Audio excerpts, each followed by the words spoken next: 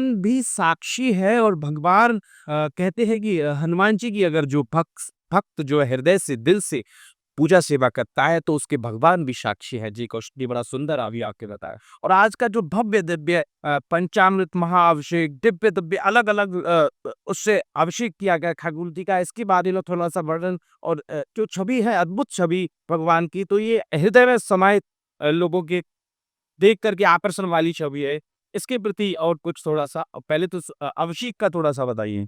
देखिए, हमारे शास्त्रों में पूजा के अर्चन, वंदन और प्रार्थना की है ना, इनकी जो है कई प्रकार है। पंचोपचार से, षोडशोपचार से पूजा होती है।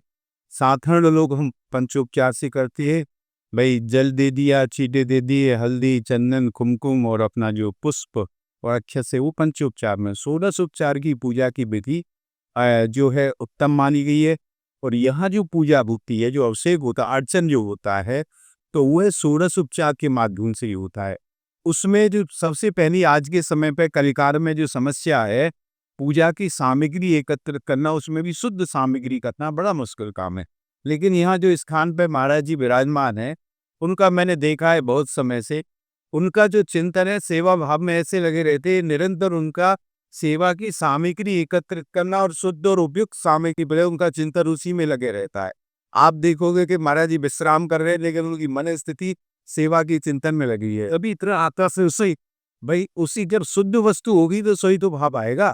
आज के समय पे हवन करते हैं, 500 रुपए किलो का घी ला कर दे तो उसे देवता स्वीकार करेंगे, दैत्य करेंगे। तो जो महाराज जी है वो शुद्धता के प्रति, सामग्री के प्रति उनका बड़ा भाव है। और मैं व्यक्तिगत रूप से भी देखता हूँ, नवरात्रों में जो हवन होता है तो वो 1 वर्ष से सामग्री एकत्रित करने में रहने। तो जैसी आपकी सामग्री होगी वैसी वस्तु बन के तैयार होगी। जीवन में आप घर में भी हम अपने जो रसोई में सिद्ध करते हैं सामग्री, उसमें जैसी वस्तु लाएंगे वैसी सिद्ध होगी। तो सेवा में भी जो महाराज जी हैं षोडशोपचार से जो सेवा करते हैं, उसके द्वारा, और मैं समझता हूँ इस सेवा का कम से कम लगाओगे तो कम से कम 8 घंटे की सेवा है। बाकी तो उन्होंने की है वो जानते हैं। दुआ हनुमान जी का भी देखिए हनुमान जी का, जैसे मैंने कहा अभी आपसे कि हनुमान जी की आश्रय ले रहे हनुमान चालीसा का, लेकिन सबकी पद्धति है। हनुमान जी को एक लगा हुआ है श्राप के, इनकी शक्ति का विसर्जन रहता है। इनको जब सूर्य भगवान को इन्होंने ग्रास में लिए तभी को लगा हुआ है, तो इनको एक बार इनकी शक्ति जागृत करनी पड़ती है। पद्धति है ना हर चीज की। एक आपने शहर में हनुमान चालीसा पढ़ी, उसका फल मिलेगा, लेकिन उतना नहीं मिलेगा अगर आप तरीके से लोगे। तो हनुमान जी की जब भी आप अर्चना करो, तब भी हनुमान चालीसा पढ़ो, तो पहले हनुमान जी की शक्ति उन्हें स्मरण करानी पड़ती है।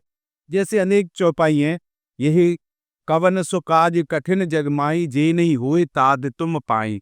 हे हनुमान जी, ऐसा कौन सा कार्य है संसार में कठिन जो आपके द्वारा संपादित नहीं हो सकता। उससे क्या हनुमान जी की अपनी शक्ति का आभास हो जाता है। और फिर जब आप हनुमान जी की पूजा में चलोगे तो देह दैविक भौतिक तीनों तापों से मुक्ति मिले। देह जो देह के द्वारा हमें कष्ट मिलते हैं, जैसे शरीर का रोगी हो जाना, बीमार हो जाना, वृद्ध हो जाना। दैविक जो देवताओं के द्वारा मिलते हैं, जैसे शनि की 7.5 आ गई, राहु बकरी हो गया हमारा। और भौतिक जो वस्तुजन्य अभाव है जीवन में, वो कष्ट, तीनों प्रकार के तापों की मुक्ति हनुमान जी की शरण में आकर के जीव को मिलती है। और महाराज ये तो ऐसी है, सब चीज जो भी है, मैंने कहा ना, जो ये पढ़े हनुमान चालीसा होए सिद्ध साखी। सिद्धि के कई दे, एक तो सिद्धि प्राप्त कर लेना, दूसरा मनोकामनाओं की सिद्धि, भगवान की भक्ति प्राप्त हो जाना, भक्ति की सिद्धि, सारी सिद्धियां हनुमान जी पे है। और कलयुग में विशेष रूप से हनुमान जी की क्रिया ही खलका।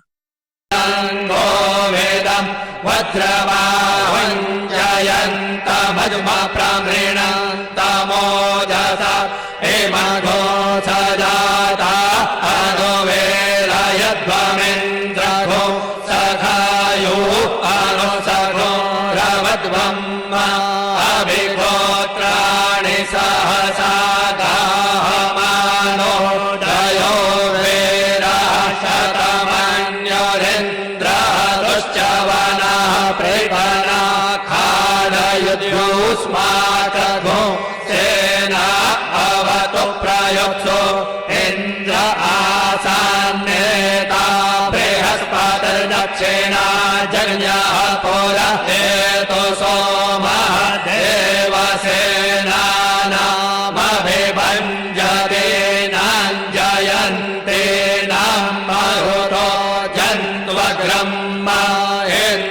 देवस्य विष्णो वरुणस्य राज्ञः आदित्यानां मरुता घोषन्त उग्रम्